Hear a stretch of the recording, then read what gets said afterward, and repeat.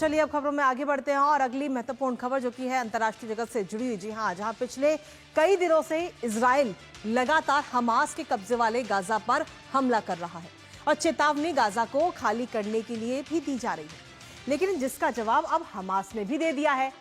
इधर अमेरिकी राष्ट्रपति डोनाल्ड ट्रंप के टैरिफ लगाने के बाद में इजरायली पीएम नेतन्याहू वाशिंगटन पहुंचे हैं, तो वहीं दूसरी तरफ उनकी ये यात्रा शुरू होने से पहले ही हमास ने इजराइल के लोगों को एक बार फिर से बम बंकरों में जाने पर मजबूर कर दिया है। दरअसल हमास ने रविवार देर रात दक्षिणी इजराइल पर 10 रॉकेट दागे और हालांकि इन 10 में से 5 रॉकेट को ही इजरायली रक्षा बल जो है वो रोक पाने में कामयाब रहा। लंबे युद्ध विराम के बाद में अब इजराइल और हमास के बीच में ये जंग फिर से शुरू हो चुकी है। आखिर कैसे रुकेगा ये युद्ध, करेंगे चर्चा अपने संवाददाता से, लेकिन उससे पहले आपको दिखाते हैं कि कैसे हमास ने इजराइल पर बरसाए हैं ये रॉकेट। तो सबसे पहले आपको बता दें कि हमास की तरफ से जो ये रॉकेट की बौछार हुई है उसके बारे में। इजराइल पर हमास ने ये रॉकेट बरसाए हैं। हमास ने दरअसल दक्षिणी शहरों पर ये रॉकेटों की बौछार की है और हमास ने नरसंहार के जवाब में ये हमला किया है, क्योंकि इससे पहले अगर हम देखें तो इजराइल की तरफ से लगातार एक के बाद एक हमले किए जा रहे थे, खासतौर पर गाजा में। पिछले कई महीनों से इजराइल पर सबसे बड़ा हमला अब हमास की तरफ से किया गया है। एक साथ 10 रॉकेट दागे गए हैं। हमास ने इजराइल पर ये 10 रॉकेट दागे हैं। हालांकि इन 10 में से 5 ही सफल हो पाए हैं, 5 को वहीं बीच में ही रोक दिया गया। 10 में से 5 रॉकेट को इजरायली सेना ने नष्ट कर दिया बीच उसमें ही, लेकिन 5 रॉकेट का असर फिर भी वहां नीचे जमीनी स्तर पर देखने को मिला है। साथ ही आपको बता दें कि इस रॉकेट हमले में 30 वर्षीय व्यक्ति भी घायल हुआ है, जिसका इलाज इस वक्त वहां पर किया जा रहा है। लेकिन इस हमले पर कहीं ना कहीं इजराइल भी भड़कता हुआ नजर आए। क्या कुछ इजराइल की तरफ से प्रतिक्रिया आई है वो आपको दिखाते हैं। तो इस हमले पर इजराइल भड़क गया है और इसके साथ ही इजरायली सेना ने है जो है वो सीधे तौर पर चेतावनी इस वक्त दे दी गई है।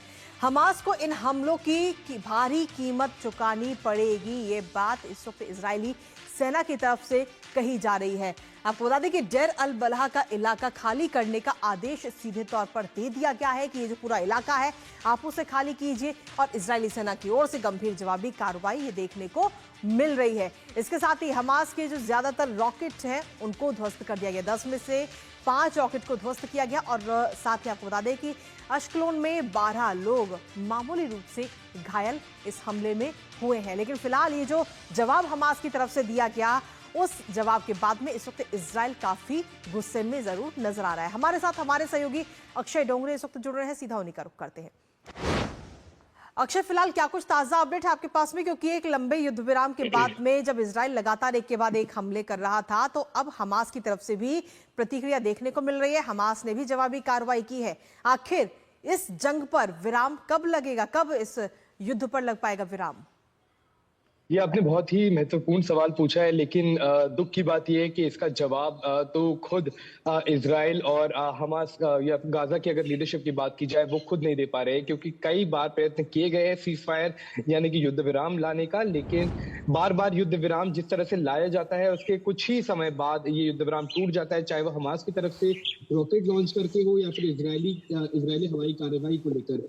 लेकिन जिस तरह से ये एक बार फिर से हमास की तरफ से रॉकेट दागे गए और जिस तरह से आपने पूरा बताया कि एक 30 वर्षीय व्यक्ति इसमें घायल हो गए, और आज के दिन बेंजामिन नेतन्याहू जो है इजराइल के प्राइम मिनिस्टर, वो डोनाल्ड ट्रंप यानी कि अमेरिकी राष्ट्रपति से भी मिलने वाले हैं, और जाहिर तौर पर अगर उन दोनों के बीच में मीटिंग होती है तो किस तरह से हालात बिगड़ रहे हैं इस पूरे के पूरे इलाके में एक बार फिर से उसको लेकर चर्चा जरूर की जाएगी। लेकिन जो केंद्रीय गाजा है वहां से इवैक्यूएशन ऑर्डर दे दिए गए हैं। अब इजराइल ने कह दिया है कि वहां से लोगों को खाली कर दिया जाए। वहां पर वो लोग रह रहे हैं जो युद्ध विराम शुरू होने के बाद वापस अलग अलग देश के कोनों से अपने अपने जगहों पर आए थे, वापस बसने की शुरुआत कर रहे थे। वहां पर टेंट्स में लोग रह रहे हैं, खाना पानी की भी वहां पर आपूर्ति ढंग से नहीं हो पा रही, लेकिन किसी तरह से अपने जीवन को वापस संजोने की प्रयास में गाजा में लोग वहां पर आए थे। लेकिन एक बार फिर इस तरह से हमास द्वारा ये रॉकेट लॉन्च किए गए हैं, इसको देखते हुए यही लग रहा है कि